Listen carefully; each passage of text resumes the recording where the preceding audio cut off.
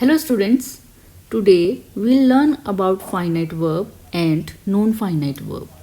Non-finite verb includes infinitive, participle and gerund. In today's lesson, we'll do the detailed study of non-finite verb infinitive. So let's get started. A finite verb is that which is limited by the number and person of its subject. Students, with the help of the following examples, we'll better understand about finite verb. The boy is flying the kite. The subject is the boy. It is singular number noun and its verb is flying is also singular. The verb agrees with its subject. It means it is limited by the number of its subject. Its verb is flying is in the present continuous tense and the main verb flying takes the auxiliary verb is to form the continuous tense. Come to the next sentence. They fly the kite. The subject they is plural and third person pronoun. Its verb fly is in simple present tense and it agrees or limited with its subject they, that is third person pronoun. The verbs is flying and fly in both the sentences are finite verbs and they change their forms according to the number and person of the subject and the tense as well. Non-finite verbs. They do not indicate person, number or tense. They include the infinitive, the gerund and the participle. Let's consider the following examples. The boy is swimming. Is swimming is finite verb. It is limited by its subject, the boy. Next, the boy wants to swim. Again, wants is finite verb, but to swim is infinitive. It doesn't have any subject and therefore not limited by the number and the persons of the noun or pronoun. Come to the next sentence. The boys want to swim. See, in this sentence, finite verb want. This is changed according to the subject. Subject is plural. That's why it becomes want. But to swim, this is infinitive. It remains the same. There is no change. According to the change in the subject, there is no change in this infinitive. Next sentence, I found the boy swimming. In this sentence, we have the verb found as finite verb. It is simple past tense and the verb swimming does not have any tense or subject. Thus, it is not limited by any person or number. So, this is participle, present participle. Students, participle is that form of verb which is partly a verb and partly an adjective. It is formed from the verb after adding ing at the end. It represents an incomplete action. Next, swimming is a good habit. Students, here swimming is gerund. Gerund is a non-finite verb and just like participle, it ends in ing and does the work of a noun as well as verb. Here swimming is the subject of the verb is and it is gerund. Now let's learn about infinitives in detail. As we already know that infinitive is a non-finite verb and its formation is to plus verb. So it is formed from a verb and it is used like a noun, adjective or adverb. See the examples. To write, to learn, to swim. This is the formation of infinitive.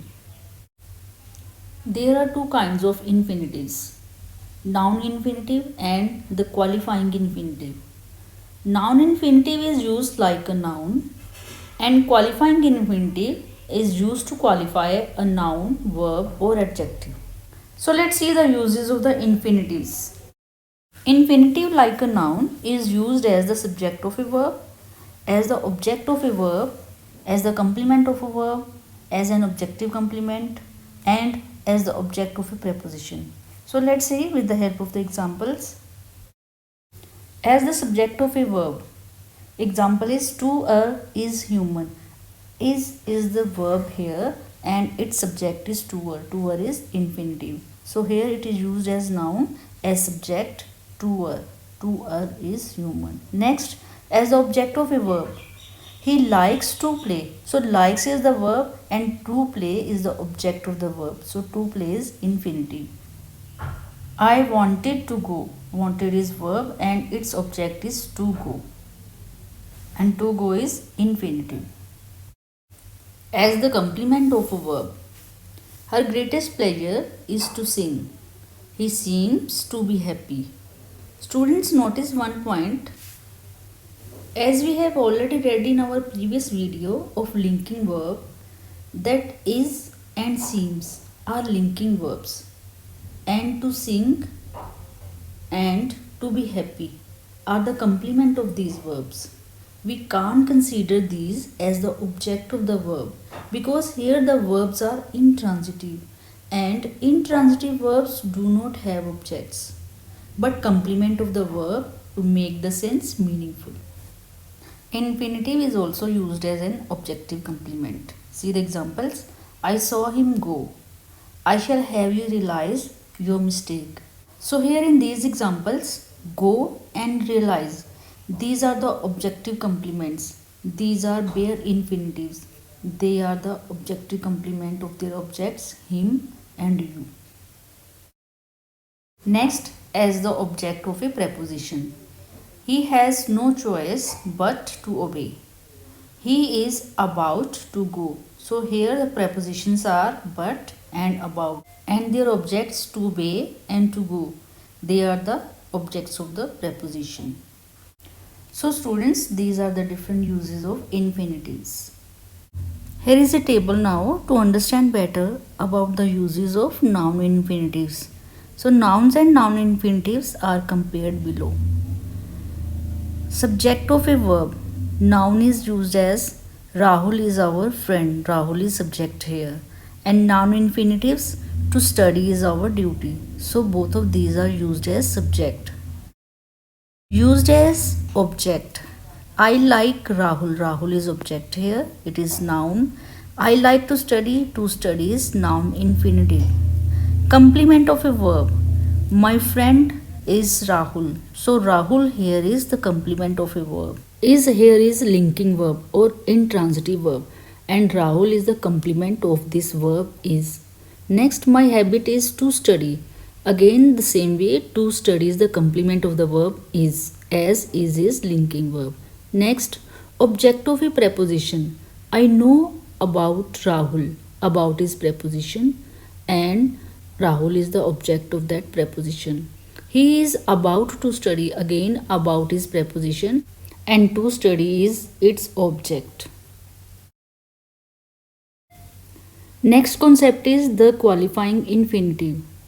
So we already know, students, that infinitive qualifies a noun, an adjective, verb, or it qualifies a sentence also. Let's understand with the help of examples. To qualify a noun, examples are give me a chair to sit. A chair, this is noun. And to sit is infinitive. Just like an adjective, it describes a chair. Next, this is not the time to play. To play is infinitive. Like an adjective, it describes about the time, that is noun.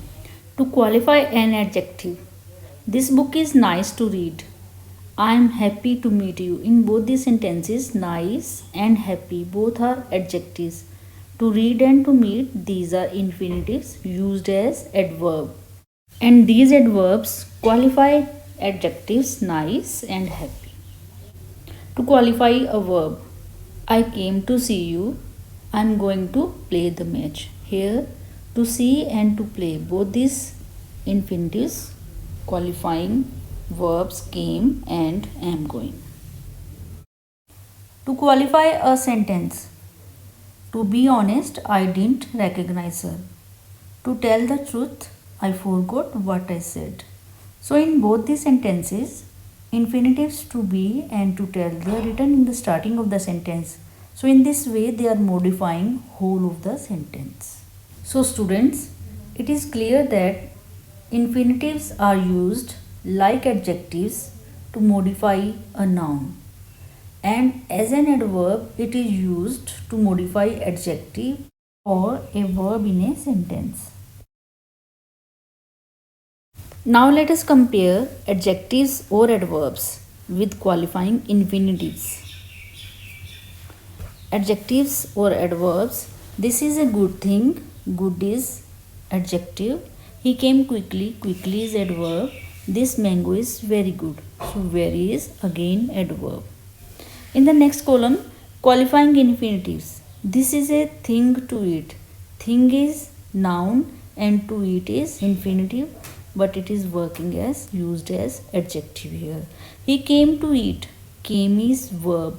To eat is adverb, that is modifying the meaning of came. This mango is good to eat. So good is adjective and to eat is adverb, that is modifying the meaning of adjective good. So qualifies in the first column. To eat is qualifying thing, that is noun. To eat is qualifying came, that is verb. And in the next column, to eat is qualifying good, that is adjective. So students, this is the end of today's lesson of infinitives.